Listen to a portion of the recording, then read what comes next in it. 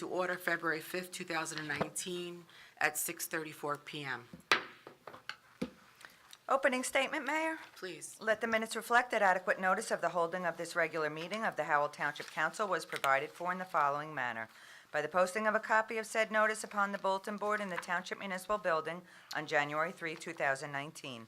By the copy of said notice to the Tri-Town News and Star Ledger for information and publication on January 3, 2019. By the filing of a copy of said form of notice in the Township Clerk's office on January 3, 2019. The public will be allowed to attend and will be allowed to participate pursuant to the Open Public Meetings Law. The public is reminded that civility and decorum will be maintained during the meeting. Any contracts awarded at this meeting or between now and the next meeting will be required to comply with the requirements of Public Law 1975, Chapter 127. In accordance with the Fire Prevention Code, be advised that this facility is designed with emergency exits for your safety. Upon exiting the meeting room, they are to your left and to your right. Furthermore, smoking is not permitted in the municipal building. Please take note that this meeting is being videotaped for possible future broadcast on Howell Television. Roll call. Mr. Bonovich? Present. Ms. Richmond? Present. Mr. Russo? Here. Deputy Mayor O'Donnell? Here. Mayor Berger? Present. Is there any reason to go into executive session this evening? Yes, Mayor, we have items to discuss under pending litigation and contract negotiations. Okay. The executive session minutes from tonight's meeting can be disclosed to the public when the need for confidentiality no longer exists. I'd like to call this. A motion and a second. I'll read the Motion to go into executive session? Second. Can I have a second? Second. I'll read the resolution, whereas the governing body of the Township of Howell is authorized pursuant to NJSA 10:4-12 to exclude the public from that portion of the meeting for purposes of discussing specific matters as permitted by NJSA 10:4-12, whereas the governing body of the Township of Howell intends to discuss certain matters which are deemed confidential pursuant to NJSA 10:4-12, whereas at this time the governing body of the Township of Howell cannot determine the time when the discussion to be held in executive session will be made public, but will disclose the minutes of executive session when the need for confidentiality no longer exists. Now therefore be it resolved by the governing body of the Township of Howell that this meeting shall be adjourned to an executive session, and the public will be excluded in order that the governing body of the Township of Howell may discuss the items previously listed, and upon reconvening this public meeting, the presiding officer will announce, if possible, the time when and the circumstance under which a discussion conducted in executive session will be disclosed to the public. Roll call, Mr. Bonovich? Yes. Ms. Richmond? Yes. Mr. Russo? Yes. Deputy Mayor O'Donnell? Yes. Mayor Berger? Yes. Good evening, everyone. I would like to call this meeting to order at, sorry, I can't see the, I'm getting old, 7:33 p.m. on February 5th, 2019. I would like to stand for the Pledge of Allegiance and then a moment of silence.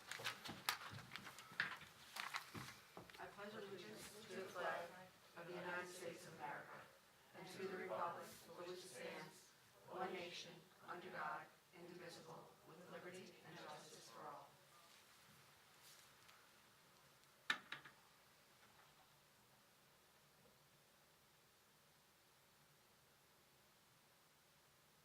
Thank you.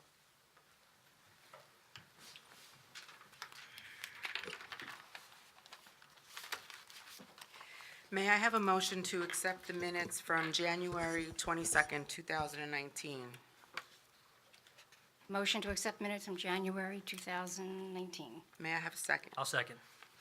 Roll call, Mr. Bonovich? Yes. Ms. Richmond? Yes. Mr. Russo? Yes. Deputy Mayor O'Donnell? Yes. Mayor Berger? Yes. Do we have any reports from town officials? I'll have changes to the agenda read into the record if you'd like that to be done Please. now.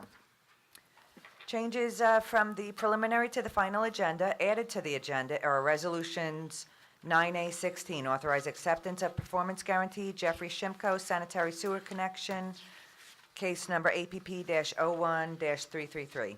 Resolution 9A17, authorize release of performance guarantee and acceptance of maintenance guarantee, Par Golf Group, Range Building at Eagle Oaks Golf Club, Cranberry Road, case number SP-991. Resolution 9A18, authorize execution of memorandum of agreement with the Transport Workers Union for the contract period January 1, 2018 through December 31, 2021. Motion 9B5, 2019 renewal junkyard license, John Blewett, Herbertsville Road. Remove from the agenda. Resolution 9A13, authorize ratification of contract with the Howell Township Transport Workers Union. Ordinance 11.1, 2019 salary ordinance, non-union employees. Those are the changes to the agenda, Mayor. Thank you very much. Brian, thank you. Do you have anything to report this evening? No, Mayor, not beyond what's listed on the agenda. Okay. So we have two proclamations this evening.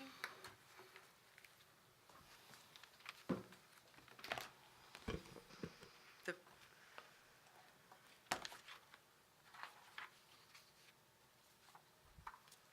Are Mike and Janet here? You want to come up?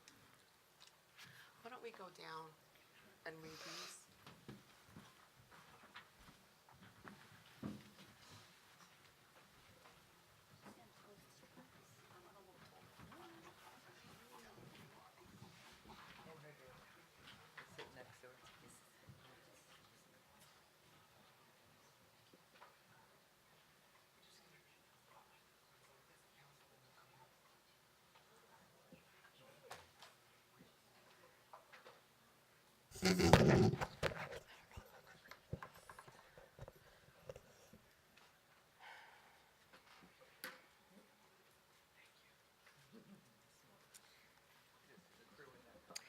Before we begin, I would like to introduce Mike and Janet. They're here this evening for a proclamation for their son, Jake.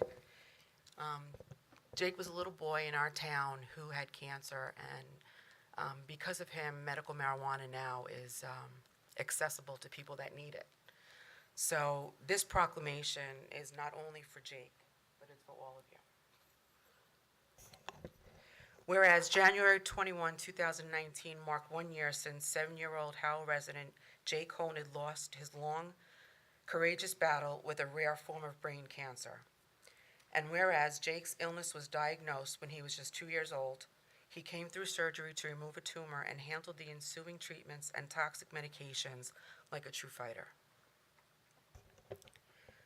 Whereas Jake's positive attitude, strength, and fighting spirit during his treatment earned him the nickname The Tank and gained the admiration of all who met him, as well as the entire Howell Township community, and Jake was actually an honorary police officer. Whereas we honor Jake's memory, we also recognize his loving family and admire their strength and resiliency in helping their beloved son and brother in his brave battle. And whereas during Jake's 3.5 years in remission, he built many friendships and created precious memories with his family. Jake Cohn had left this world too soon, but his legacy lives in the hearts of everyone who knew him. The research made possible through the study of his illness and the thousands of dollars raised in his memory for pediatric cancer research. Therefore, I, Teresa Berger, Mayor of Howell, along with the entire governing body and all of Howell, do hereby honor the memory of Jake Honig and acknowledge the courageous, tireless fight by Jake and his family to try and change state legislation and improve the quality of life for all individuals suffering from the effects of this illness.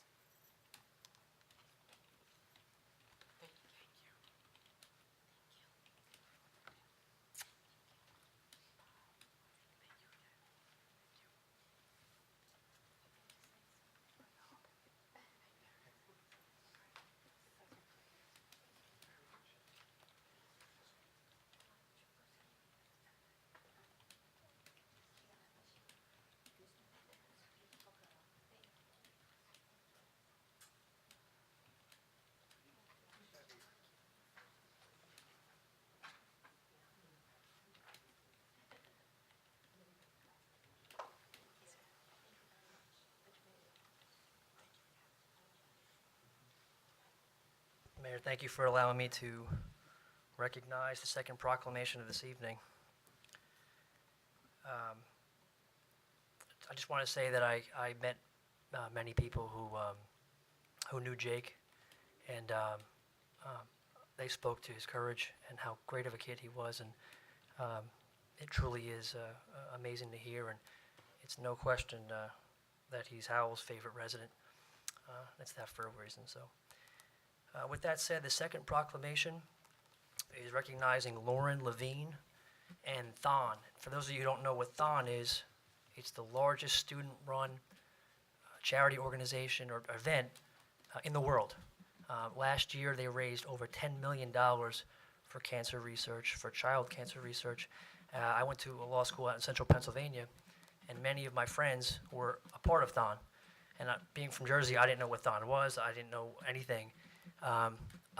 We streamed it. It's a big event in Pennsylvania, and it's I think it's a 48-hour dance marathon. There's a strong letter writing campaign, and they raise millions of dollars a year for cancer research, particularly child cancer, pediatric cancer, and it's truly an amazing event. This proclamation recognizes Lauren Levine, one of Howell's residents, Howell High School graduate, and Thon. Whereas Thon is an organization that makes a difference in the lives of children and families battling childhood cancer, providing emotional and financial support, spreading awareness, and ensuring funding for critical research. It is the largest student-run charity event in the world. Whereas Howell resident Lauren Levine is a student at Penn State University and will be participating in Thon Weekend 2019, a 46-hour dance marathon. In 2018, like I said before, Thon raised more than $10 million for the fight against pediatric cancer. Whereas Lauren's participation in Thon, along with her position as president of the Whiplash dance team and membership in Kappa Kappa Gamma sorority, demonstrates her dedication to helping others and serving others. Whereas each year in the United States, approximately 13,500 children and adolescents under the age of 18 will be diagnosed with cancer. Pediatric cancer is the leading cause of death by disease in the United States for children under 15 years old. And whereas although progress has been made in treating many types of childhood cancer, there remains much work to be done and research to be completed. Howell Township is extremely proud of Lauren and her support of Thon and the tremendous contribution that will be made towards the fight against pediatric cancer. Now, therefore, the Council, Mayor Berger, along with the entire governing body, do hereby recognize Lauren Levine and Thon for their outstanding efforts to raise awareness for pediatric cancer and the need to combat this devastating disease. And tonight, Lauren is, I'm sure, studying very hard right now at this very moment. She could not make it here today to accept this proclamation, but Mr. and Mrs. Levine are here today to accept the proclamation. Come on up.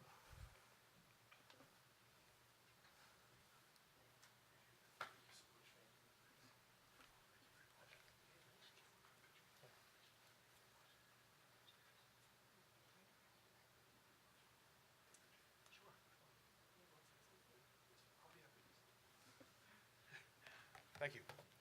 On behalf of my family, my wife Eileen, and our three daughters, Brooke, Michelle, and tonight, most importantly, Lauren, thank you very much for this. We really do appreciate you recognizing Lauren. One of the things I wanted to add was that what Thon does primarily, and what's amazing, is that since Thon has been around for many, many years, but since it has been around, no Thon family has ever had to pay a medical bill, not a penny for any medical bill they've received.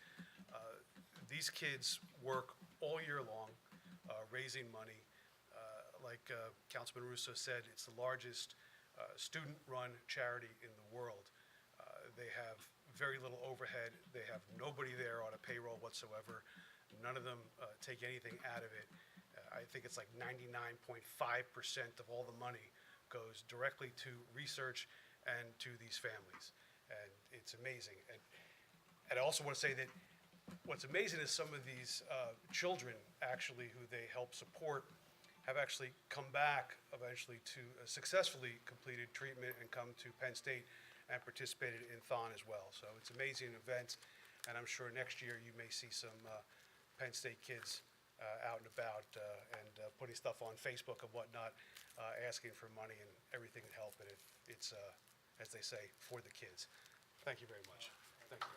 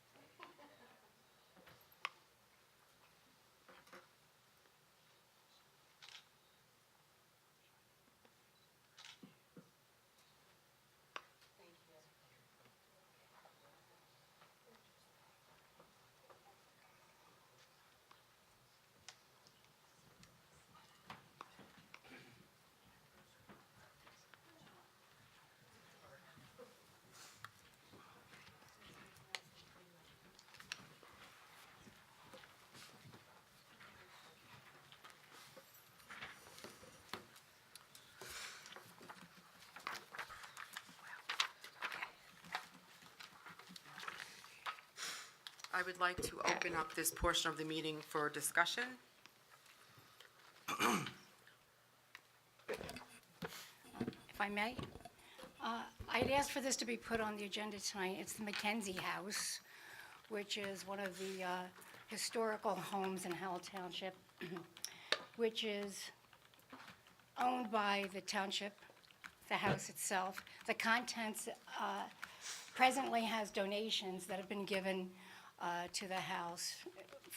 Actually, when the original Howell Historical Society was in full swing. At this point in time, the house is in desperate need of repair. And I think in the past, we've seen that price list, which possibly the newer members have not. Would that be true, Mr. Herman? Yes, I don't believe any of the new council members has seen the report that we did 2 years ago on the Mackenzie House. Could you just give the amount? Yeah, the bottom line, basically, without going through the report? Sure. So the Mackenzie House requires repairs, structural and also cosmetic. We had a report done 2 years ago where we had a historical architect come out and a structural engineer and evaluate the building and give us some ideas and some costs associated with improvements that needed to be made. The structure has some structural deficiencies.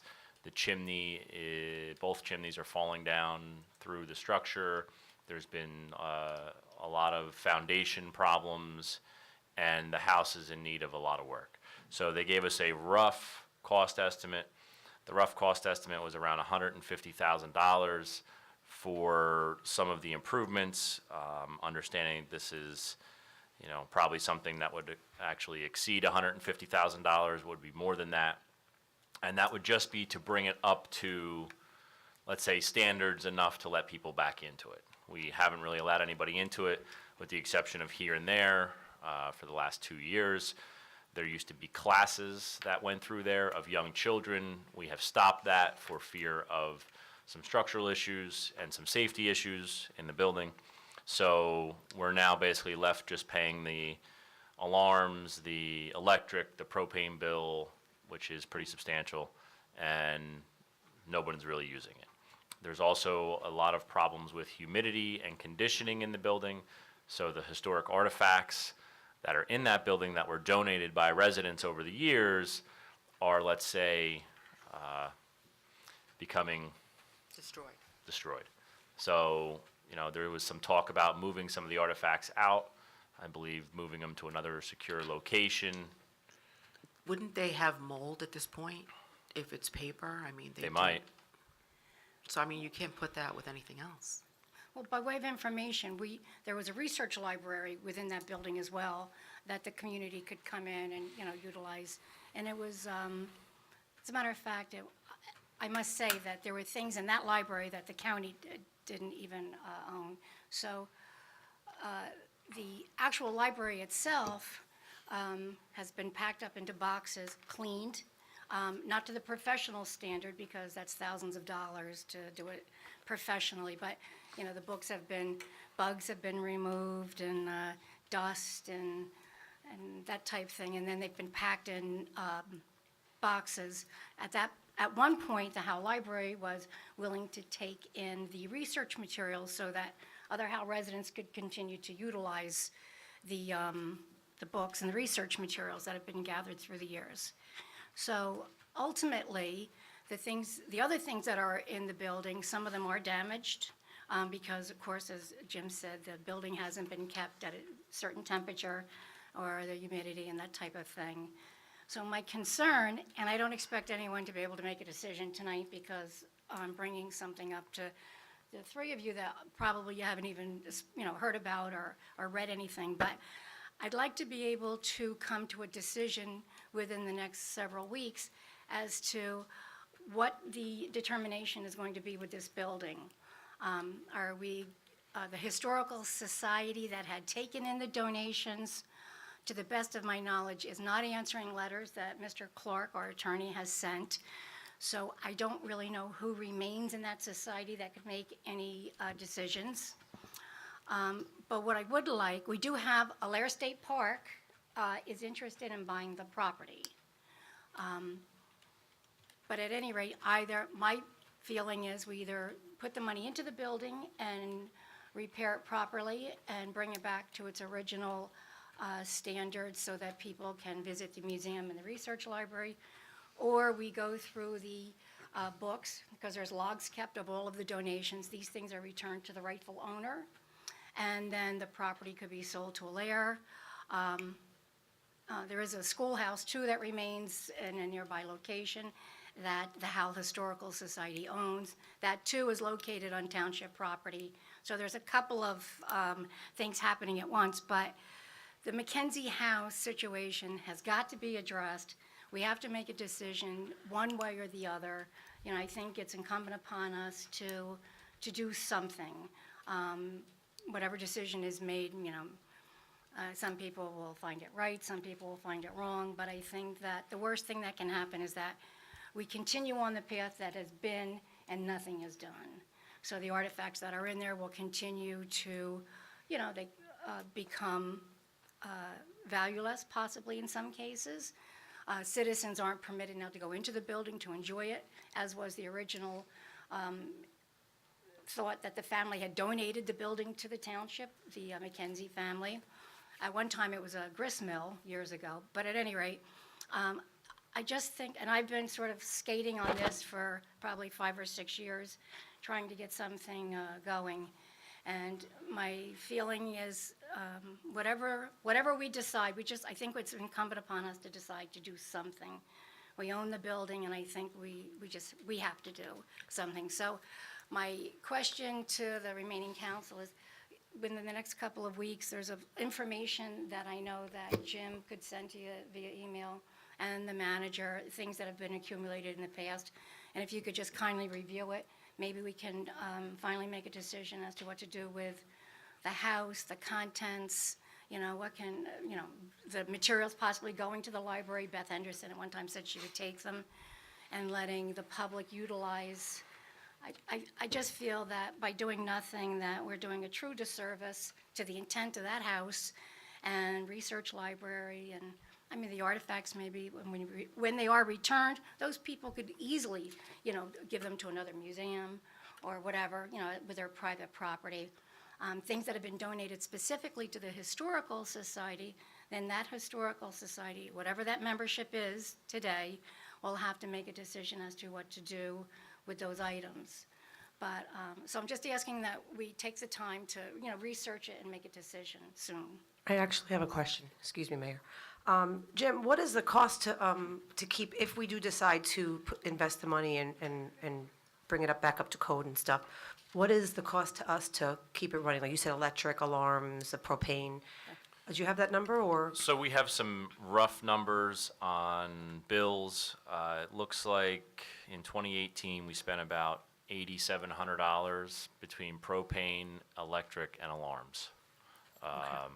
That's just that year, so. So the last time this was brought up, I was actually here when you brought it up. And that was March of 2017, so we're looking at 2 years almost to the date, and it looks like $17,000 in utilities.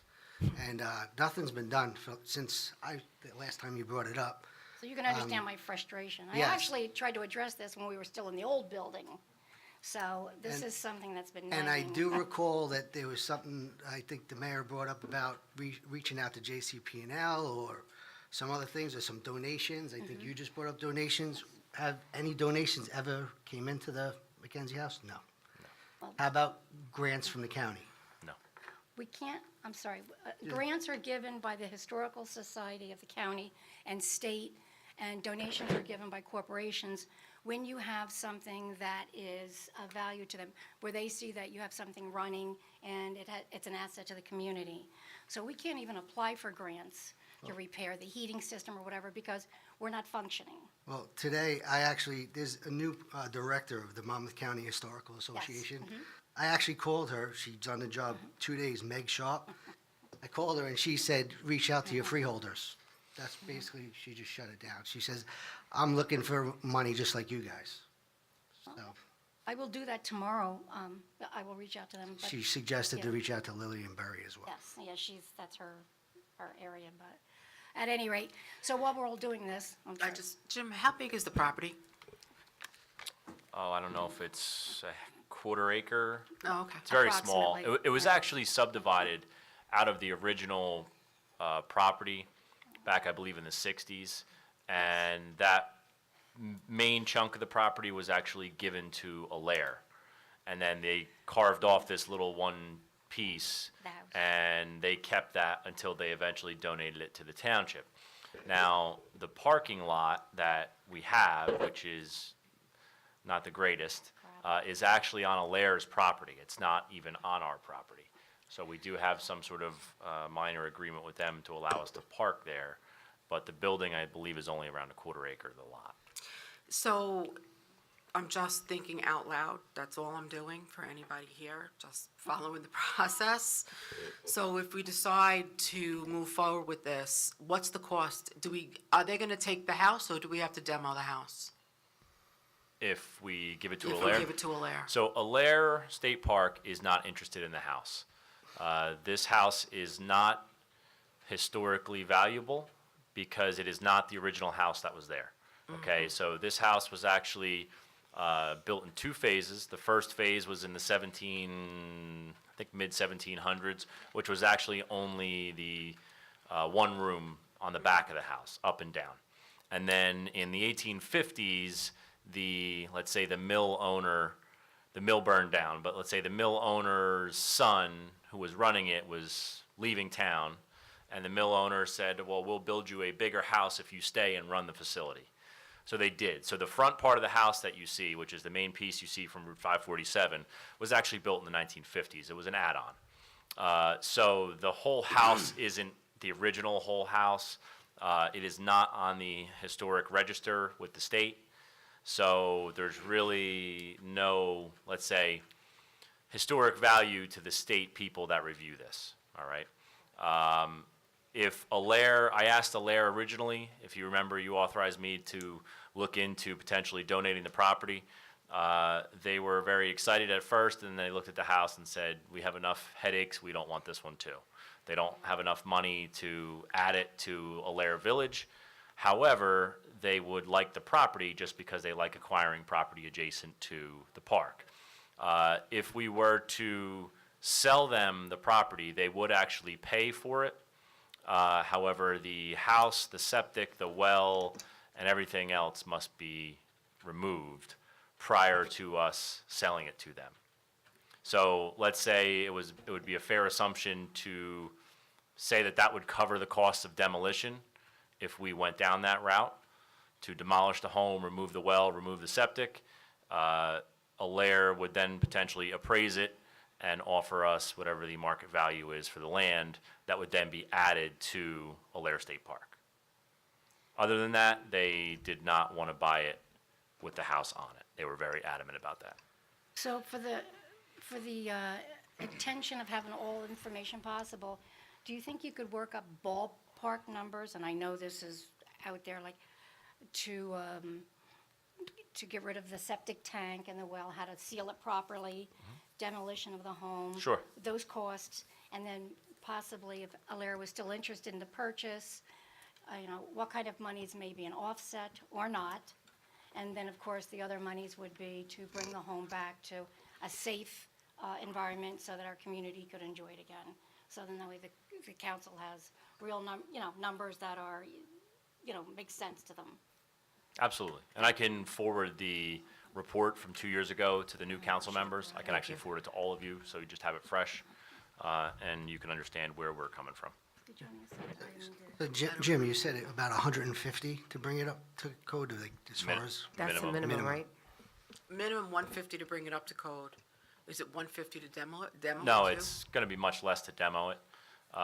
It's 150 to handle the major issues, and that just basically stabilizes the building. So that doesn't bring it up to code, that doesn't bring it up to ADA accessibility codes, or anything like that. Those are items like add new foundation walls under the chimneys that are failing, pour a concrete floor in the basement because it has a dirt floor. All the columns that are in there are rotted and sinking into the ground, which is why there's 4 inches of settlement in the floor in 4 feet upstairs. It And needs none a of lot those- of work. I'm sorry, Jim, none of those numbers incorporate, actually like repainting the inside and the exterior, making it look attractive. I believe there was a painting number in there, Oh, okay. but that wasn't, I don't think, all-inclusive. Deputy Mayor, I just want to thank you for bringing this up. I remember going on class trips there as a kid. I know some of you in the audience probably have also. It was a great time. It was really cool to go, somewhere close to home that was so historical, even though I just learned tonight that it's truly not historical. A portion of it kind of ruined my night there, Jim. Sorry. Part of it is, and they really, when I went there, I remember, they dressed in the outfits, Yeah. and it was really interesting. So I'd like to see something be done about this. In the past, we've had Victorian teas, Christmas parties, and in its time, it was lovely. It's the first But thing. unfortunately, It's the first thing you see when you come off 195 and you enter Howell Township, really officially, and you're going towards Ramtown, where I was from. It's the first thing you see, and so seeing it in disrepair, I think, does a disservice to the town. I think you see a nice, beautiful, white, big building there. I think it'll be good for the town, in addition to all the other stuff for the But we kids. still have a schoolhouse we could save, a Yes. small schoolhouse. Deputy Mayor, if I may, there is no painting number in that estimate. It does not include painting. It just includes some dry lock material on the foundation wall. Okay, well, whatever information you can forward, so hopefully we can come to some determination. Thanks. Anyone else? I believe the Deputy Mayor also wanted to discuss the Shade Tree Commission. Yes, I see it's on the agenda tonight.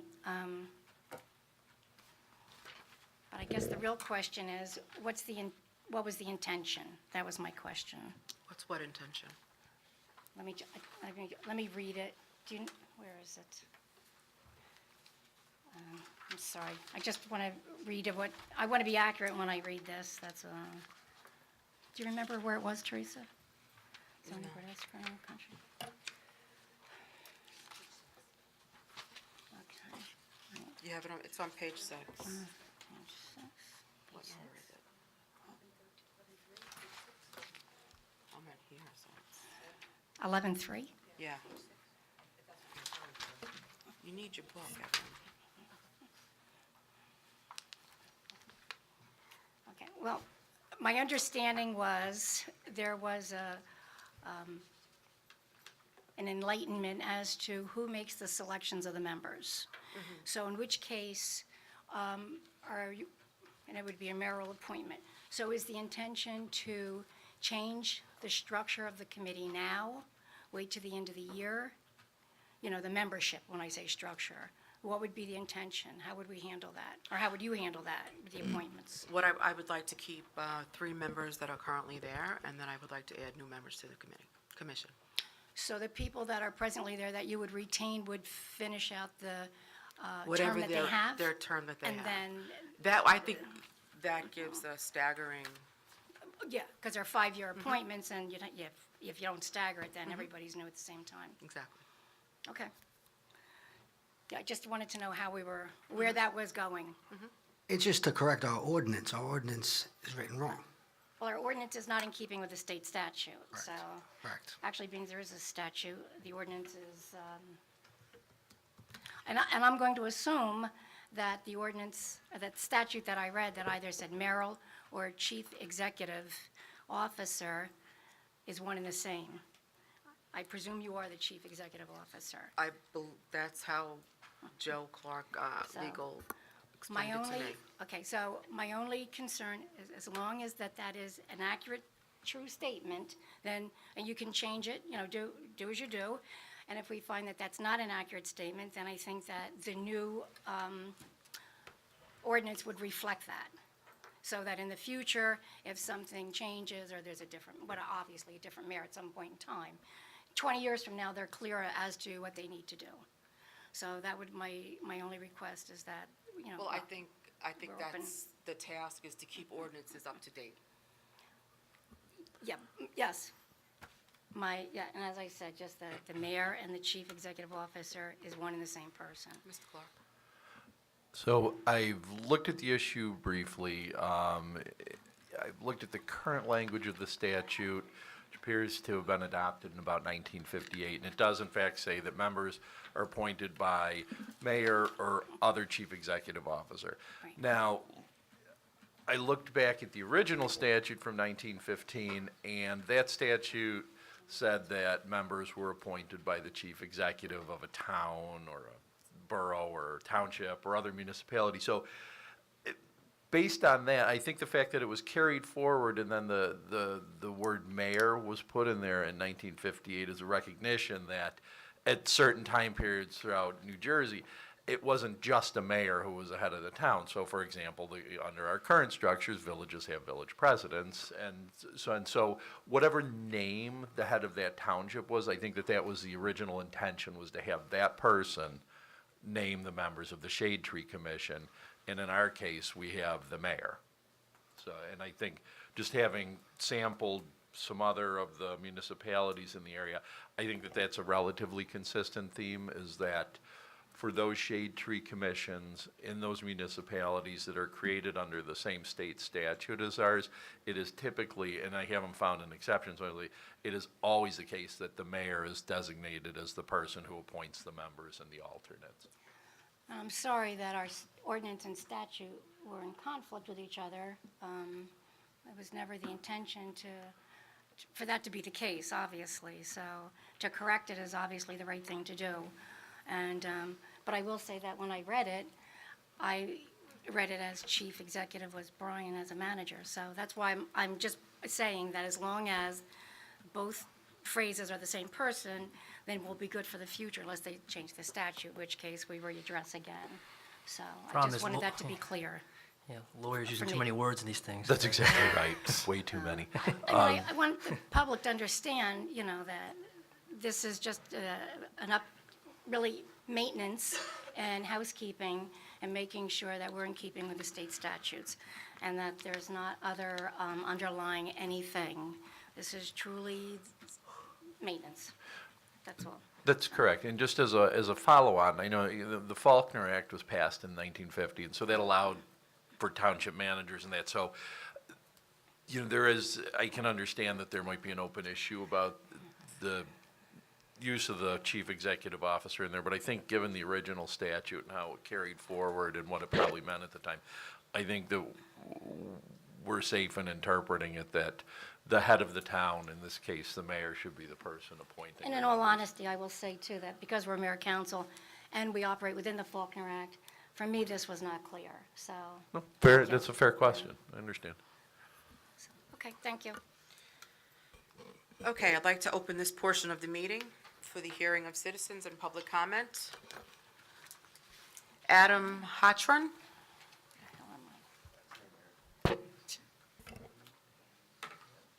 Please come up and speak into the microphone.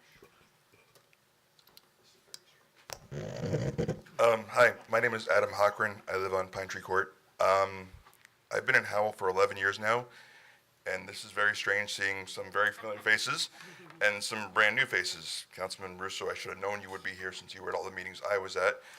Deputy Mayor O'Donnell, that's a strange thing to say, but I think it's well-deserved.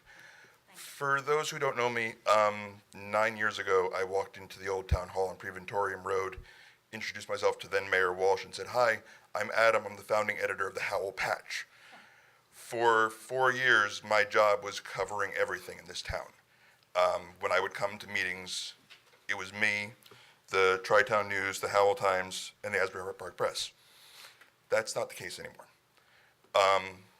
When you did the proclamations, you know, one of the things we always did was to publicize these proclamations and show the good things happening in this town. Howell's a great town. There's nothing that changes that.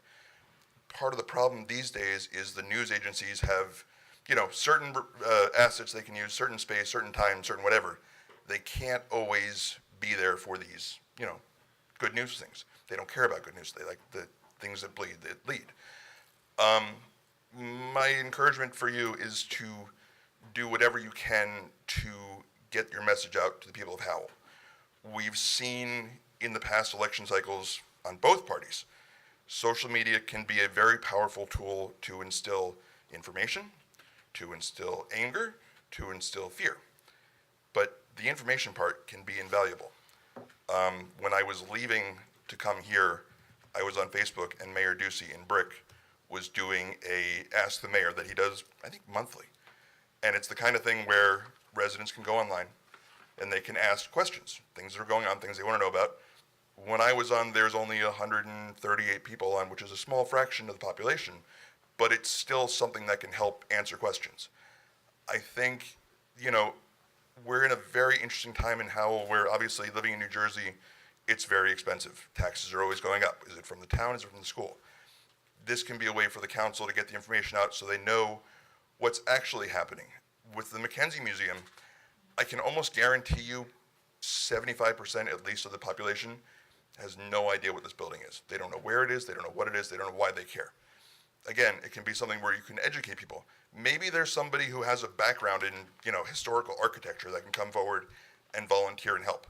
You have that, you have the schoolhouse, you have Old Town Hall. Old Town Hall is a beautiful building. It's falling apart, but it's a beautiful building. You have to find a way to balance what happened in Howell's past and what role that plays in Howell's future. You know, in this past election cycle, the Democrats mentioned a $100 an hour social media specialist. That was me. My goal with that role was not to, you know, pad my own pockets. My goal was the governing body was struggling to inform people what was going on and help them to see why this town is so great. It's very easy to look at the headlines and say, oh, all the bad news, all the bad things are happening. You have a great town. You have an amazing police force. People can forget that. It's important not to let them. For the past 2 years, I've worked for New Jersey 101.5 as one of their online reporters. I am following most, if not all, towns in New Jersey. There is a vast gap in, towns that are very informative and towns that are not. Generally, what I found, the towns that are not, the residents aren't happy. They don't know what's happening. They want to know what's happening. People are dying for information. They don't want, you know, guesses. They don't want, you know, fake news. They want the truth. And you guys are in a unique position to provide that. And unfortunately, I'm not with 115 anymore. However, since I do still live in Howell, if there are ways that I can help, I'm here. And that's just what I wanted to come up and say and meet the new council members and just say hi. Thank you, Alex. Thank you. Thank you very much. Absolutely. That's the only person that I have on the list. If someone else would like to come up, please come up. Why don't you start, like, coming up so you could,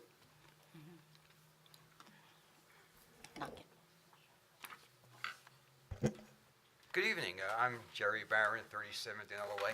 I just wanted to quickly thank the mayor and Evelyn, and for that matter, Tom, for coming to the Green Team meeting recently. I know Tom couldn't stay because of quorum problems, but I'd like to thank you all for getting there, and also it was good to see township employees there, Mike Rizzo, Paul Novello. I'm not sure if anybody else was there, but yeah, it was he wasn't there. it was good to just see the people. I hope they come back, and we are working on the grant as we talk right now, and it's due February 15th, but we're working on it.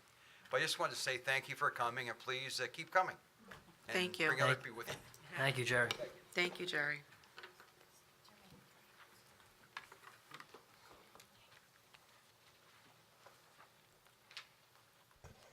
Elaine Taylor, Maxim Southern Road in Howell.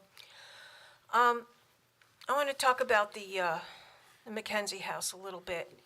Now, first, I'm really disappointed, Evelyn, I'm really thankful you brought this up, but I'm really disappointed that we didn't let the people from the Howell Heritage Society know that we were going to be talking about this tonight, because I'm sure that a lot of people would like to speak. So I'll speak for them with my comments here, if I may. You know, the Howell Historical Society was a very active, viable organization with hundreds. That's before my time. I mean, I'm the last president of the society before everything went awry. But there were hundreds, you know, Evelyn, there were hundreds of people, and everybody was active, and really their hearts and souls were in this. And I'm telling you, they put on programs, which they raised money, they were able to pay all the bills all the time, and they had lots of money to work with. And there was money in certain kinds of accounts, which I knew nothing about the finances of the organization, but I know that there would be no problem for the Heritage Society to just step in and make it happen again. I'm absolutely sure of it. Now, if you want to donate this building to somebody, I would highly recommend that you donate it to the Heritage Society so that they can get it back going again, because the people that have created the Heritage Society are the people that created and got the Mackenzie Museum together initially. So these are the powerhouses of our community that really care about history and care about what's going on in our community. And these people are, let me just tell you that they are upstanding, honorable citizens of the community, and I think that there's a bit of disrespect that they're not here this evening, but I am, you know, I can't stress enough how important it is for us never, ever, ever to just destroy this building. It's absolutely unacceptable. Unacceptable. So anyway, I'm sorry, I'm a little I'm sorry, upset. I have a question. Yes. Can the Heritage Society support the annual cost to keep the building up and running? Of course. As well? Well, I can't speak, I'm sorry, okay, I'm sorry. as well as whatever the costs are to repair the building. I'd have to get back to you on that because no one is here to speak on that, on that subject right at the Excuse moment. me, Elaine, but to be fair, and I'm going to elaborate on what the mayor said, Councilman Bonovich mentioned this was brought up 2 years ago, and actually, I think I was at one meeting that some ladies did speak about what was going on. Did anyone from the Heritage Society at that particular moment offer to take it over and fix it up? I mean, it's been 2 years on. Not that I remember. Okay, so to be fair, this is not a big surprise, maybe to the new council people it is, but to be fair, this isn't a big secret, right? It's not, nothing's a big Okay, secret. well, I'm just trying to be not a clear, big because, I know you're saying they're not here, and I'm not quite sure why they weren't asked to come, and, there was no, The agenda has been out. yeah, I mean, the agenda's all over Howell Happenings, it's all over our website, it's everywhere, everybody can obtain it, so it was there. They could have showed up here, and they could have defended themselves, they could have offered to take it over 2 years ago. So, Jim, have you heard from them at all? Respond? Jim, can I just ask you, have you heard from them? Have they offered to help in any manner? All those conversations have gone through the manager's office and through Deputy Mayor O'Donnell. I don't know if there was any formal back and forth. Yes, if I could, I'm sorry, Elaine, and Go ahead. to your answer, Elaine, these women have come to these meetings and begged to be able to come back to the Howell Historical Society and revitalize. They were unable to do so because the original Howell Historical Society would not relinquish their power, their position, to allow the women that actually not only started it, but ran it, and it was thriving, to come back into the fold and do the work. Township only owning the building could not control private organizations. So Mr. Clark has written a couple of letters that I've asked him to one of the members of the Howell Historical Society that is supposedly in effect today, although they haven't had a meeting in years, and we can't even get them to respond to a letter. So I believe there's only 3 members left to that group. But yes, these women have actually begged. They've stood here, 5, 6 of them at a time, 2 of them in tears one evening, begging for us to allow them to come back, and because we can't control a private group, we could not permit it. And there was no goodwill from the other organization to let them, well, I'll take it one step further. I was a trustee of that group. I was at a meeting, and I begged the person in charge to let these women rejoin, and it was refused. So it is an embittered, embattled, ridiculous situation. Unfortunately, we own the building. And to be up here and have a responsibility to the taxpayers as well. This is money that, and you heard Jim Herman speak about what it's going to cost and all that good stuff. And I'm for preserving and all that good stuff. But, we have to take all that into consideration and be fair, right? Fiscal responsibility, that's what I ran on. So it has to be, I need to have all that information to understand this house that was rebuilt in 1950, because it's not the original, That was added. add-on, I have to look at all the numbers, and I have to be fair to the people of Howell that, like Adam said, don't even know that this building exists. So that's where I stand with it right now, and I'm completely willing to look at the numbers and weigh all the options, but, at the end of the day, that's what matters. Go ahead, Elaine. This is the first time that I've heard the word donate. The first time that I've heard In what context, Elaine? in context, donate the building to a lair. Donate the building, just the word donate. No, actually, we talk openly at this dais about selling the building. But I mean, if you're going to donate, that's another whole story, though. That opens, Well, I if will you tell you- donate to a nonprofit, which I think the Heritage is a nonprofit now, that allows them the ability to put it out there into the community to get support, to get money, to put it back together. Right, but putting it back together and then being able to maintain and run it, Maintaining is no problem. Then maybe, when I brought this as a discussion item tonight, it wasn't to finalize it in, 10 or 12 days. It was to bring this to a discussion It's point. wonderful. As we have. So at this point, why don't we have those women that were with the Heritage Group, and again, solicit the Howell Historical Society into a joint meeting, and maybe we can sort this out again, or at least try to get them to come to the meeting. I mean, maybe there's still something to salvage. I'm willing to try this one more time, but I will say that I have tried this no less than a dozen times, and You know, like my mother said, you bang your head against the wall so many times, it certainly hurts.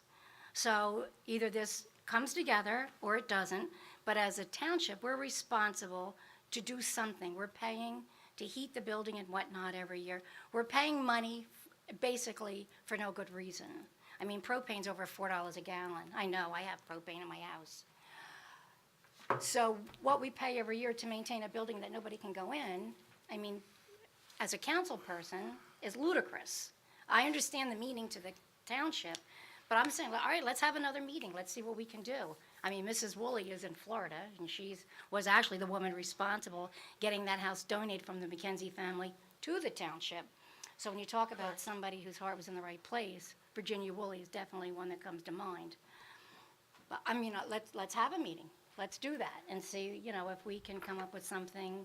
I think we really need, for the township, I think we need to have someone or a committee that perhaps could deal with historical aspects in the community, if you can possibly consider that. Because we do have historical buildings that need to be. Well, you might well be right, but I'd like to bite off this part of the apple now with Mackenzie. And, you know, if we can find that stronghold, you know, we can certainly embellish on that. But, I mean, I can't seem to get over the Mackenzie hurdle. So, yeah, I'm really frustrated, to say the least. And I know, you know, you are as well. And I didn't, you know, speak to the newer group, the Heritage Group, because I wanted to bring the 3 newer council members up to speed with all the information. And I felt that, you know, that the fair thing to do is let them at least have the foundation to the history and the issues, you know, before. And maybe 2 of the council members that are new would want to go to, you know, the meeting. 3 can't go. Well, actually, we could advertise it. We could all go if we wanted. But, I mean, I think a meeting at the very least is in order. But, I mean, I didn't ask for this to be on discussion in an effort to keep the other group away from knowing, or the community at large. It's just that we are nowhere. So, I you just know, wanted our to paper's let blank, you know? everyone know that how strong the organization was Sure. and is, okay?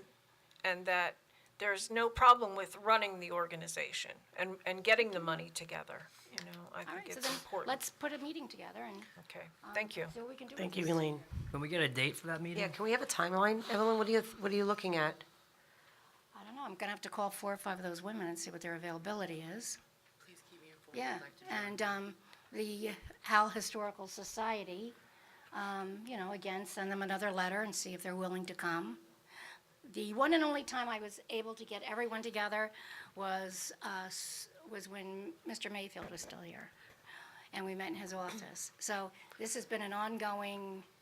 Right, but I think we have to set a firm deadline. But Joe, let I don't me- know if that's something that we could, you know, enforce. I mean, And I'd like to add that I think we should notice. Let's show them that we're serious. And Right. maybe Notice with- the meeting and have a full Yeah. council? Absolutely. So Yeah. then maybe maybe the beginning of this should be, when is the council available? Whenever. We take a look after the meeting. Yeah. and- Yeah. Can we do, and then go from that avenue? Is that all Okay. right? Okay, good, thanks. I work 1 mile away. I appreciate everybody's you need me. willingness to Thank look you, at this Evelyn. again. Okay. Is there anyone else in the audience that would like to come up for a comment? There being none, I'd like to close this portion of the meeting and look at consent agenda items.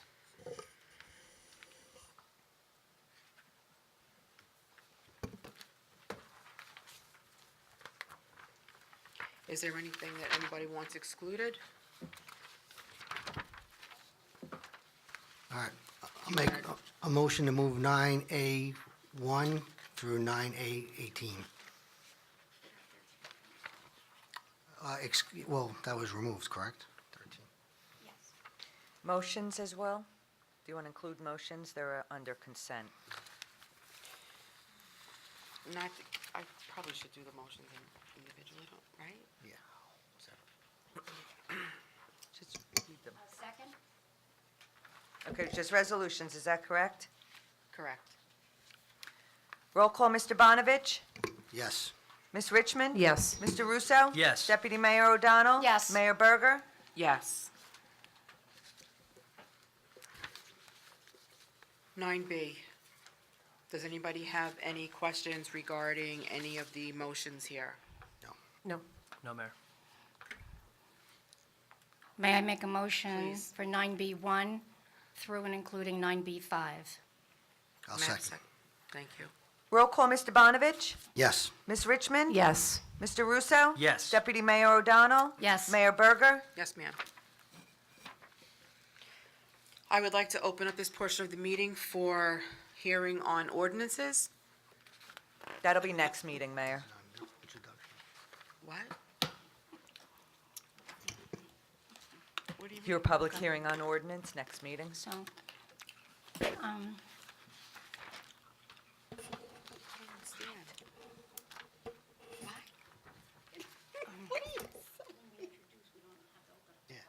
Oh, it said that, that's why I did.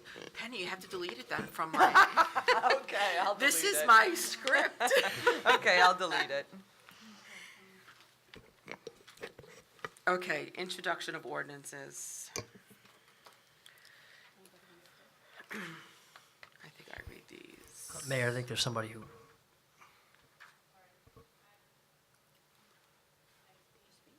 Do you want to, Not sure when you speak, ask questions, because I'm here for the ordinances on the sewer and the public water. well, actually, would introducing them right now? Sure, if you want to come up, you may.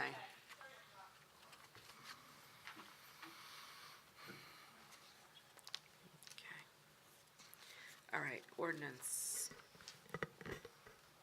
Did we take this one out? Yes. 16, right? 11.2. Correct. Ordinance 11.2. Would you like to read it? No. Council member has to read it. Oh, okay. Can I read it?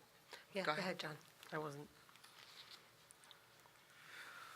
Motion to introduce ordinance number 0-19-3 on first reading by title and to order the same to be published in the February 8th, 2019 issue of the Asbury Park Press, together with notice of its introduction and passage on the first reading by title, and that it will be further considered for final passage after public hearing at a meeting of the Township Council to be held on February 19th, 2019, at 7:30 p.m. prevailing time in the municipal building.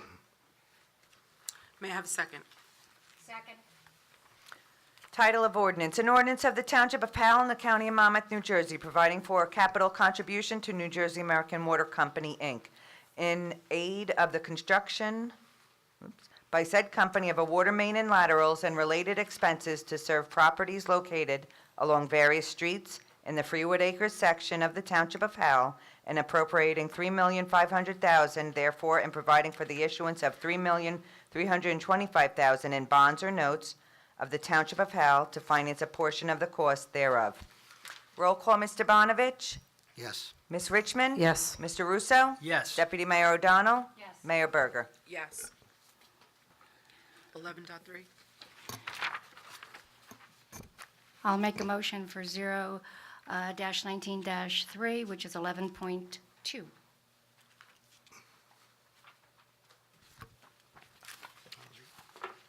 Jasmine, you gonna read it? Yep. Motion to introduce ordinance number 019-3 on first reading by title and to order the same to be published in the February 8th, 2019 issue of the Asbury Park Press, together with notice of its introduction and passage on first reading by title, and that it will be further considered for final passage after public hearing at a meeting of this Township Council to be held on February 19th, 2019, at 7:30 p.m. prevailing time in the municipal building. May I have a second? I'll second. Title of ordinance, an ordinance of the Township of Howell amending Chapter 2-43 entitled Shade Tree Commission of the Revised General Ordinances of the Township of Howell. Roll call, Mr. Bonovich? Yes. Ms. Richmond? Yes. Mr. Russo? Yes. Deputy Mayor O'Donnell? Yes, I'm sorry, I thought we were on 11.2. You're reading 11. No, We well, skipped 11.1. We did. I'm sorry, I beg your pardon. My apologies. Yes, Mayor Berger? Yes. I crossed off the 11.4. My apologies. Someone? A motion for 11.4 ordinance, or 0.19.5. And I will be happy to read that.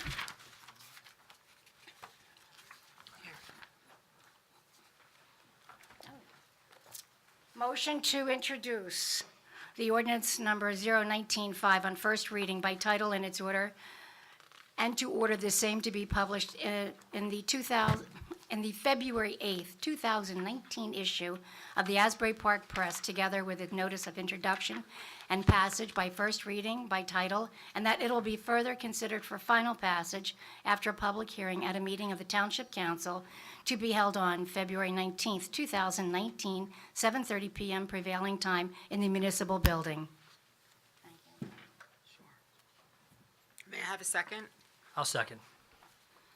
Title of ordinance, an ordinance of the Township of Howell amending Chapter 256 signs, Section 5, permitted signs in business and industrial zones of the revised general ordinance of the Township of Howell. Roll call, Mr. Bonovich? Yes. Ms. Richmond? Yes. Mr. Russo? Yes. Deputy Mayor O'Donnell? Yes. Mayor Berger? Yes. 11.5, please. Motion for 019.5. Motion to introduce the ordinance number 019.5 on first reading by title and to... Six. I'm sorry? Or 019.6. It's the same thing, just it's the same thing. Okay, my apologies. To be published in the February 8th, 2019 issue of the Asbury Park Press, together with notice of its introduction and passage on first reading by title, and that it will be further considered for final passage after a public hearing at a meeting of the Township Council to be held on February 19th, 2019 at 7:30 PM prevailing time at the municipal building. May I have a second? I'll second. Title of ordinance, an ordinance of the Township of Howell amending Chapter 188, Section 231 signs and other commercial areas of the revised general ordinances of the Township of Howell. Roll call, Mr. Bonovich? Yes. Ms. Richmond? Yes. Mr. Russo? Yes. Deputy Mayor O'Donnell? Yes. Mayor Berger? Yes. 0-19-7. I'll make a motion to memorialize 0-19-7. Motion to introduce ordinance number 0-19-7 on first reading by title, and to order the same to be published in the 2/8/19 issue of the Asbury Park Press, together with notice of its introduction and passage on first reading by title, and that it will be further considered for final passage after public hearing at a meeting of the Township Council to be held on 2/19/19 at 7:30 PM prevailing time in the municipal building. Second.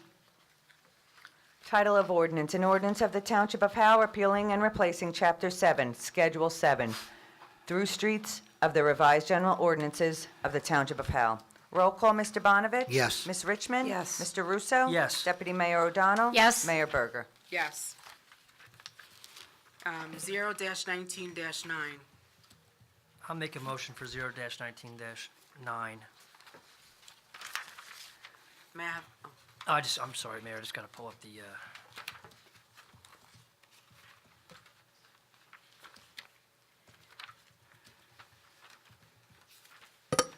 it's the same thing you just read. It's all the same. I wanted, motion to introduce ordinance number 0-19-9 on first reading by title, and to order the same to be published in the 2/8/19 issue of the Asbury Park Press, together with notice of its introduction and passage on first reading by title, and that it will be further considered for final passage after public hearing at a meeting of the Township Council to be held on 2/19/19 at 7:30 PM prevailing time in the municipal building. May I have a second? Second. Title of ordinance, an ordinance of the Township of Howell amending Chapter 104, Commercial and Industrial Maintenance Code, Sections 11 and 12, Service of Notice of Violation, Request for Hearings, Summons, of the revised general ordinances of the Township of Howell. Roll call, Mr. Bonovich? Yes. Ms. Richmond? Yes. Mr. Russo? Yes. Deputy Mayor O'Donnell? Yes. Mayor Berger? I have a question. You said 11 and 12. This only says 12. We skip one. I was just, after I took this roll call for O19-9, I was going to just backtrack to go over the salary Okay. ordinance that was skipped over. So I'm going to take a roll call for O19-9. Mr. Bonovich? Yes. Ms. Richmond? Yes. Mr. Russo? Yes. Deputy Mayor O'Donnell? Yes. Mayor Berger? So Yes, if we but I could- still have a question on this ordinance. When you read the title, you said Section 11 and Section 12, but the ordinance reads Section 12. Right, if I said 11, that was, okay, you know what? We will just double check that, and we will make that correction. Thank you. We'll double check that.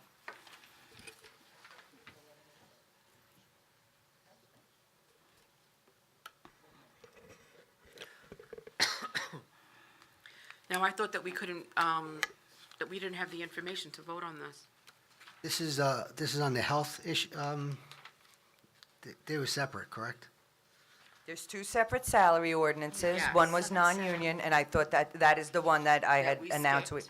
And then this This I next thought- one, Brian, didn't you say that we're waiting on information, or? this was not the one with No, this one was okay. range. Yeah, this was okay.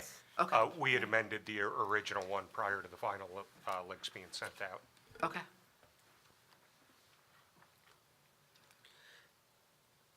Zero dash 19-8.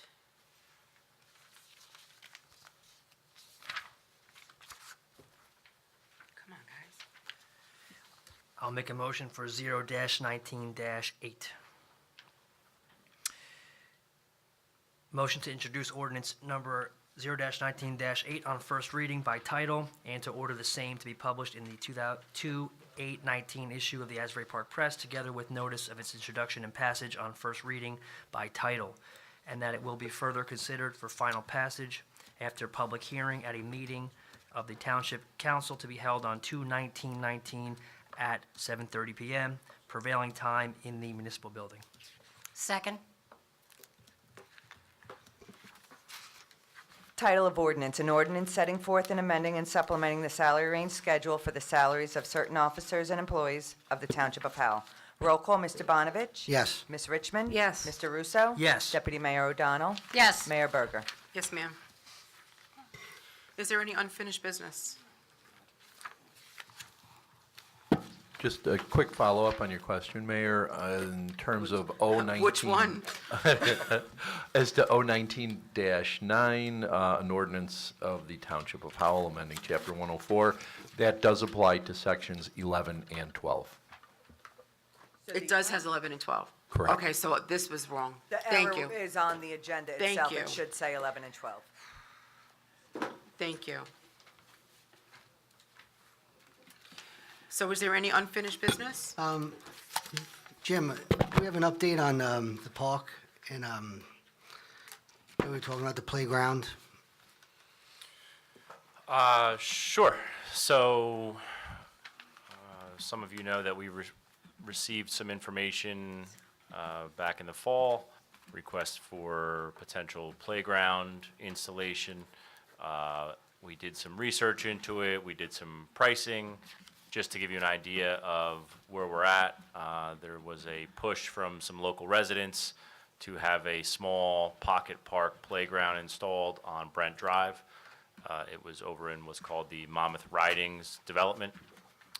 It's actually a few houses down from where Jake the Tank Honing used to live. I don't know if it looks like his parents had already left. But anyway, it was basically a fact-finding mission. So we did some research. The overall cost to put a playground, some swings, a few benches, safety surfacing, drainage, and a little bit of sidewalk and fencing is just under $100,000. That's unfortunately pretty reasonable for playgrounds these days. And wasn't there something with the contractor would donate the labor as well? Yes, so the playground company that we purchase playgrounds from had agreed that they would donate installation in this instance, kind of in honor of Jake the Tank. That's very nice. So, that was from me just asking them. We have another contractor that would actually install the drainage improvements, and there's a potential for, we could do the safety surfacing with maybe a weekend volunteer project to keep some costs down. So if we could get a bunch of the men and women from the development, to take a little ownership into it and potentially come out and help wheelbarrow loads of mulch around the site to, finish off the safety surfacing, I think we could make that work if we provide, some of the equipment and oversight.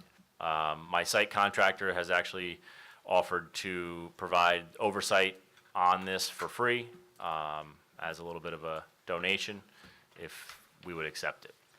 So, I would like to meet with the people in the development so that we could put that out on the table to see what it is that they are actually willing to do, okay. to work with us. I think the safety surfacing is probably about the extent they could or should do. Sure, but we still want a bit of a commitment, right, on the go-in. I would agree. I know that there's been a couple residents that have gone door to door in an effort to gain support. I know that the majority of the feedback has been positive. I know there has been a few negative, as you will have with anything. So, the question's going to be, do we want to move forward? Do we want to bring them in and ask maybe some of the residents if they want to come to a meeting here? This goes back to the development had a playground out on Oak Glen Road. The playground is very isolated. It's not actually in the development, it's just south of the development. There's quite a bit of a history of why it was put there, I believe. However, it doesn't seem to work.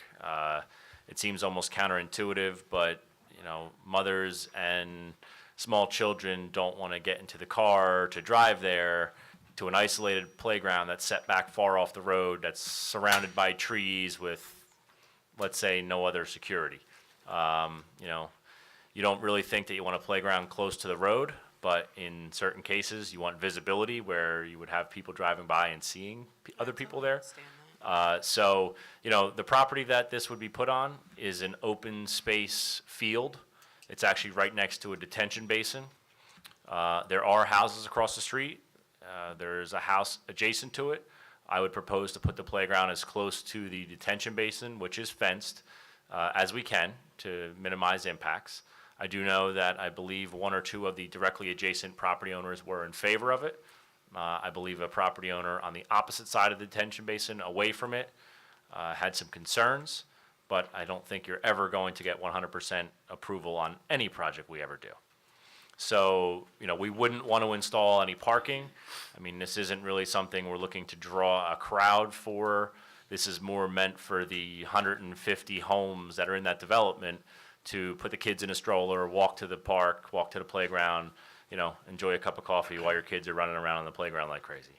We're not looking to create a parking lot. We're not looking to put a basketball court, anything like that. It's just a simple playground and 4 swings. I thought it was a good idea, which is why we did a little research into it. The funding for this, while it's still $100,000, the funding could be taken out of our open space trust fund account. At the time, we had $3.615 million in that account, okay? And we regenerate net to the account roughly $500,000 per year from our open space tax. So that's what this money can be for. The money can be for improving playgrounds, improving parks, acquiring property. We will have to use open space trust funds to put our open space 50% match in. So when we do acquire a property under the open space grant that we have from the state, we will have to put funds from this account towards that. But I think there will be quite a bit of money left over. So from that point of view, it would have no impact on the current or future capital budget. There will be maintenance costs associated that will come from DPW. But right now, we mow, weed whack, maintain that field anyway. So there will be less grass to mow and a little bit of mulch to replace every year, every other year. So from a net cost perspective, from maintenance, it's probably about even. As far as notice, do we have to mail notice, like if, like permits for building a house or anything like that? Do we have to notice anyone in development within like 200 feet or anything like that? No, I don't believe there are any laws that require that. Okay. So then, as far as getting those residents from that development here, we'll just add it to what, the agenda, or would we? Well, I would recommend we add it to the agenda. We could even put it on our Facebook page if we wanted to. I could contact the residents that I've been dealing with and tell them, you know, we're gonna have a meeting where it's gonna be spoken in open session. We did actually receive, I believe all of you received an email from a resident that was opposed to it. We could email them back and say, come speak your mind. We got an Oprah request for a certain amount of documents on it. We could send the information to the Oprah requester and say, we're gonna speak about this at the public meeting. You know, come voice your opinion. So I think, you know, you would get quite a bit of the residents to come out for that. If that's what you guys wanna do. Probably should. Yeah. We should. Yes. Next I would meeting? like to do that, yeah.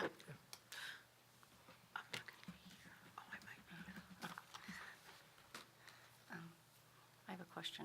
Yeah. Also, where are we, Mr. Herman, with, we spoke about rezoning certain areas. I sat with you and Matt, as did the other members. We needed to do a revision of one of the land use elements, so it could, I believe is the word, and then that would be turned over to the planning board to see if it's in keeping with the master plan, so part of the process for rezoning. Correct. Do we have that report being drawn up? So we met with the planning board planner last week, and we went over all of the proposed changes and proposed concepts for change, and asked him for proposal. I spoke to him yesterday. I believe we will have proposals for their review by the end of this week. So in Has terms, that- I'm sorry, Forgive me. but in terms of the, now, all of the rest of those land use documents had been done by Jennifer Beam. Why aren't we using the township planner for this project? We're using the planning board planner, as that's what we've done in the past. Well, then, was she the planning board planner when she did all the other documents? Yes. So, okay. Thank you. I believe there's a resident that wanted to speak. If you want to come up, please, and state your name and your address.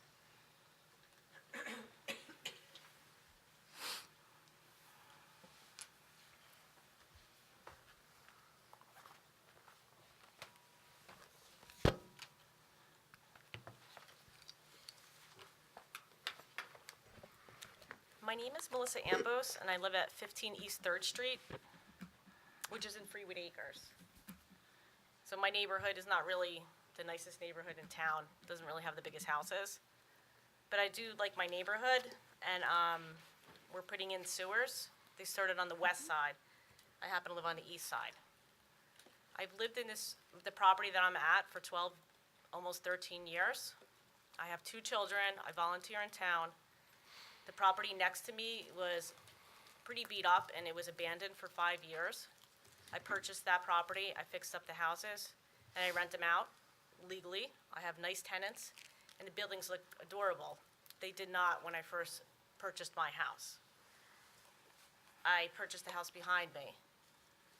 It is a bit of a fixer-upper, and I'm in the process to getting my plans approved to make it suitable for my 4-person family. It has a very nice yard. I know these things don't matter to you, they matter to me. I purchased I properties don't around. think that's fair to say. I believe that where you live, I'm one of those people that like to fix things up, you know, and I follow the town rules. So instead of moving to a bigger house, because we had the money to, I'm like, I would like to buy this and fix it. So now I'm gonna fix the house behind me. My neighborhood, there's some houses in there that are nice, and there's other houses that are completely falling apart. And I understand the need and the concern that the township had to start this sewer project, They said that the wells were contaminated. The water that people were drinking was unsafe. That's how this started. So they proposed a sewer plan. Since I do have 4 houses, I'm gonna have to pay for 4 hookups. So it's gonna be a quite extensive amount of money for myself that I need to plan and budget. I've also started and took out a construction loan on the house that I wanna fix up for us to live in. So I plan on keeping all my properties. None of them are big, they're very modest properties. And I've asked so many times for the information and it to be put in writing so that I could plan my expenses. So I legally know what is expected of me and really what the town ordinances are. I've had some difficulty recently with Matt Howard. He's given me a hard time. I mean, his job is to say no, I guess, because I've had to speak to him many times. Anytime I've ever gone to the town to ask for any kind of project to be done, they always started out with a very bad attitude, like I'm a criminal because I want to fix something up. And that offends me, because I live here and I believe in where I live. I've only lived here 13 years, but I went to St. Veronica's, so I've known Howell my whole life. I've also passed those historical buildings that we're talking about. I was always curious about that house. In fact, I knew Elaine, and I didn't realize that was the house she was talking about, because it does look in such disrepair. So this is the town I live in, and I'm concerned about how it's going to be in the future. I don't think you could just go and lay infrastructure and slap me with the costs for things that are unnecessary, such as the hookup fee from Monmouth County, okay? I'm concerned about that because it's $2,500. My neighbors, a lot of them are confused because they think that you're putting in water and you're not at this point. You're deciding whether you're putting in water. And some of them don't know about the fees that are going to be associated with their properties. Some of them know and some of them don't because they didn't go to the meetings. Because since your meetings are, you put them in the Asbury Park Press, not everyone reads that. If you're living here and you're going to have a bill between $5,000 for a hookup and for fees, plus you're going to have a sewer bill and perhaps a water bill, you should be given a letter in your mail that there's going to be a meeting. There was one given out 2 years ago, but you have a meeting on February 19th. I feel that in my area, you should definitely send a letter out so the people specifically know that this is going to concern them. I'm That's what I want you to do. I want you to send a letter out. And after you come up with your ruling on if you're going to give us city water or not, because those are also wells. I'm telling you, I'm going to owe $20,000 in sewer costs. That's not including wells, because, you know what I mean? If you take, some of the wells are shallow. If you drill your lines into the ground and you do all this, it's going to affect the shallow wells. There's people in my neighborhood who have wells that are 25 to 35 feet deep, okay? It's going to affect their water.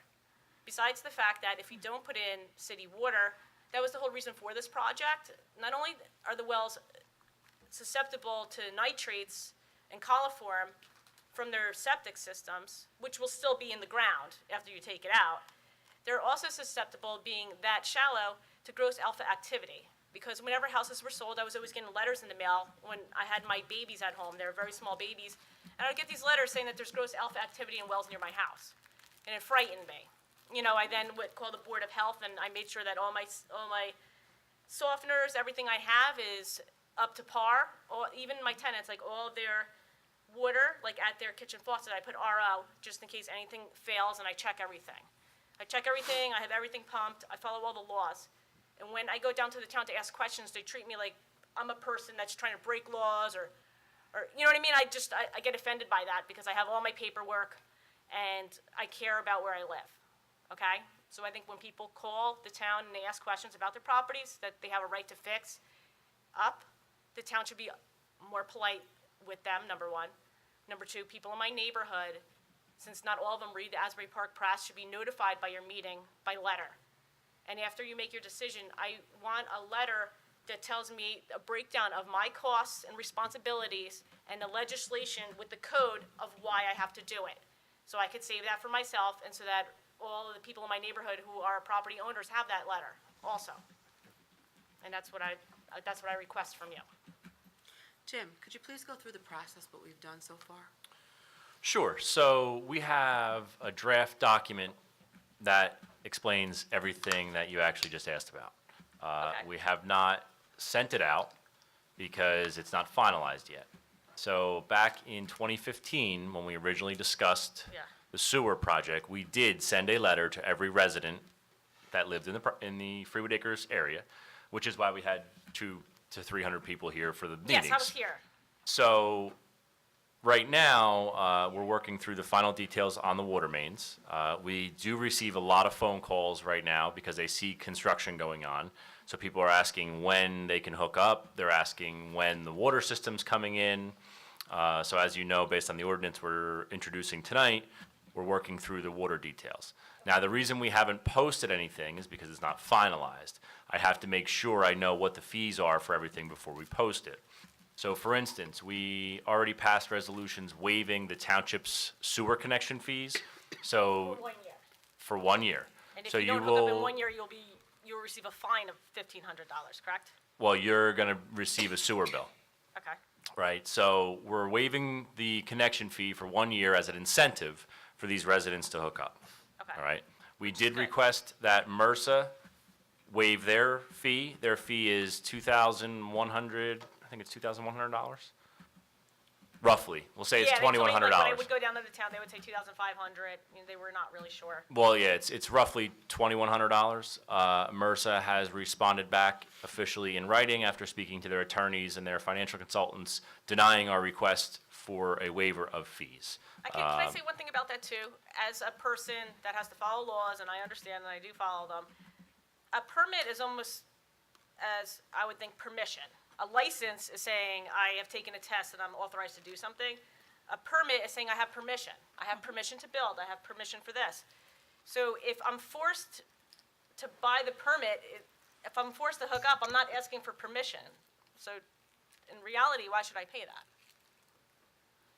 I'm not really sure if I follow. I'm not either. When you ask for a permit, I'm saying, can I have I permission to think you- build? Can I have You could- permission? I'm Here's my sorry, money. I'm sorry, but I think you could just bring it down a little bit. Sorry. Thank you. I really apologize. I didn't realize. No 'cause worries. wouldn't want to do that to you guys. Well, when you, like, I have children, so I have to teach them with vocabulary. When you say you have a license for something, I've passed a test, and I'm qualified to do something. When I have a permit to do something, it means that I paid money to ask permission. So I have permission to do something. So if I'm being forced to hook up as a law, I'm not really asking permission. So I shouldn't have to pay a permit fee, because I'm definitely, once I'm hooked up, I'll be happy to pay the sewer bill. And I'll be happy to pay, and most people will, Bless you. the hookup fee from their house to the street. It's just a matter of paying that permit fee really doubles the cost. Which permit fee doubles the cost? MRSA one, the $2,000. Which we have no control over. That's not us. Which we tried to get them to waive. There's nothing we can do And about it's, that. and I heard that you can't finance it, so it has to be taken immediately out. I can't You know it speak to can't be their, taken out I of your can't speak to their taxes. rules. Well, They don't, it's not, right, it's not tax revenue to my us. neighborhood, I tell you what, like, people there are, a lot of them don't have money, because seriously, I have my septic pumped, I have a schedule, and I look around, I never really see trucks, and I'm Which home is quick. one of the reasons why we're doing this. I mean, know, that's- which I understand, so I don't know if they're gonna be able to pay for the fee. We're doing everything the town can to try to make it as cost-effective as possible. The next round of CDBG grant funding, so we get CDBG grant funding every year. We've already started the process, spoken to the county about letting residents apply for funding through the CDBG program.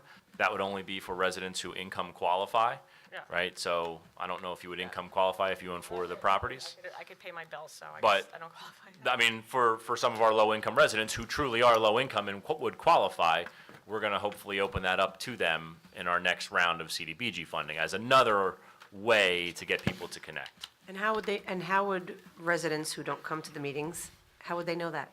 So once we're ready to connect, you're going to get a certified letter saying we're ready to connect, and you're going to have instructions on how to do so. So, like I said, we have a draft of everything from, what your plumber has to do, what you can do, how deep the lateral is, quite a bit of information. We're going to post that on our website first, okay?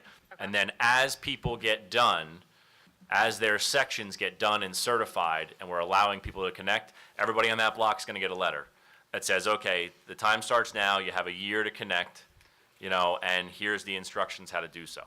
Like I said, we're waiting on that because A, we want to find out the water main costs first, get that built into the document, post it online so that you, being savvy as you are, will see it and say, okay, I know what the rules are now, here's what they are, right? And then give some time before we send that first letter that says, okay, you know, West Fifth Street, you're done, you're ready to connect, here's your letter, okay? So that's all in the works right now.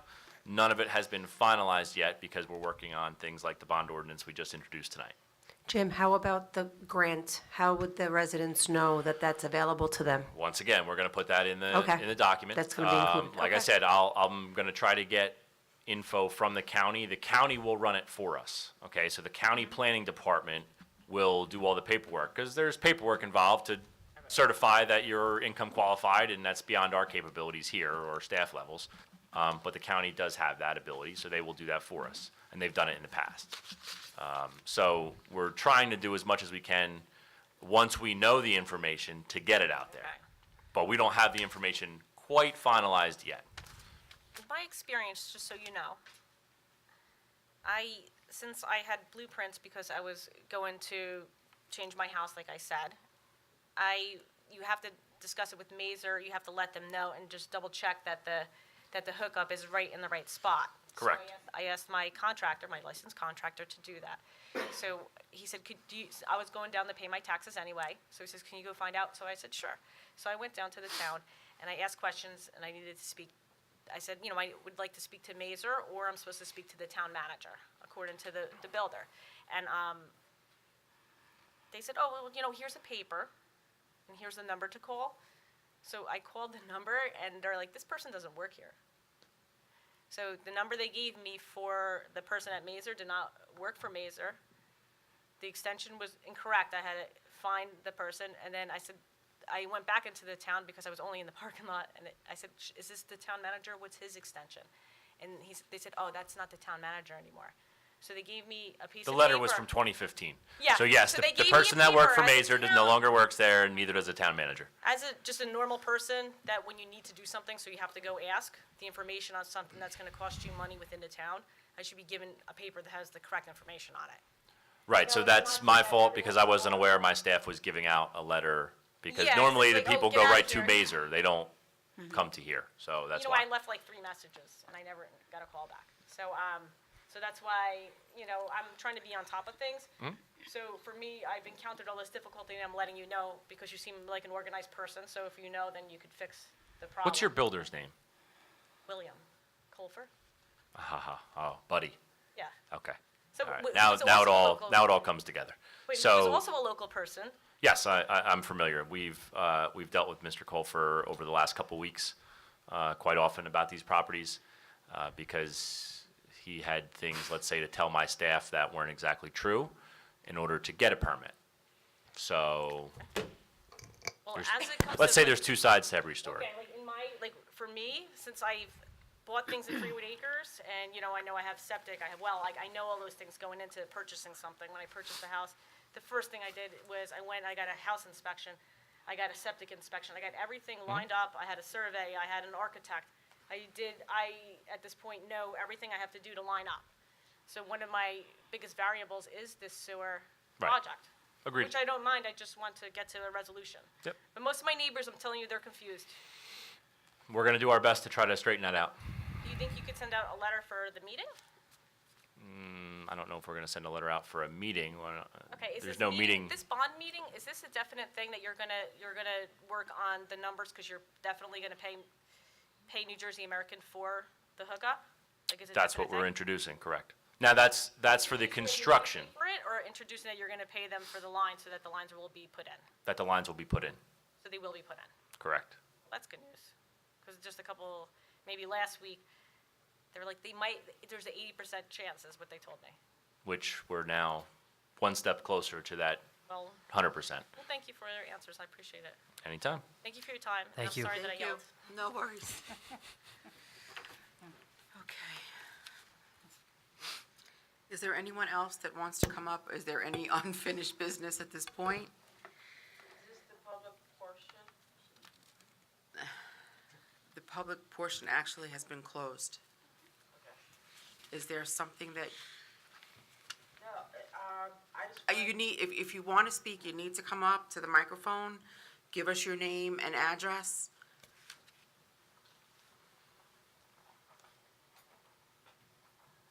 My name is Jen Coombs. I usually don't give my address out for privacy purposes. Joe? Typically, we require it so that we have a record of who is speaking and where we can contact them. I But it's not understand what you're saying. required under the law. of the If public. we can let her speak. My name is Jen Coombs. I would like to say thank you for the opportunity that the police department is given with the police academy. It's a real good asset. Thank you. Even though I'm from another town, and I appreciate that. Even though I'm not from this town, I still feel valued in this town. It's more than I think you understand that. Thank you, I appreciate it. Thank you. Thank you. Thank you. Okay. So I am closing the meeting. A couple of things. Saturday, February 16th, please go out and vote for your fire district elections. It's from 2 p.m. to 9 p.m. Again, it's February 16th. The next meeting is February 19th, executive session 6:30, regular session at 7:30. At this time, I would like to ask for a motion, please, to end the meeting. Motion to close. A second? I'll second. Roll call, Mr. Bonovich? Yes. Ms. Richmond? Yes. Mr. Russo? Yes. Deputy Mayor O'Donnell? Yes? Mayor Berger? Yes, thank you. Good evening, everyone, and have a wonderful Valentine's Day. Oh, that's coming up.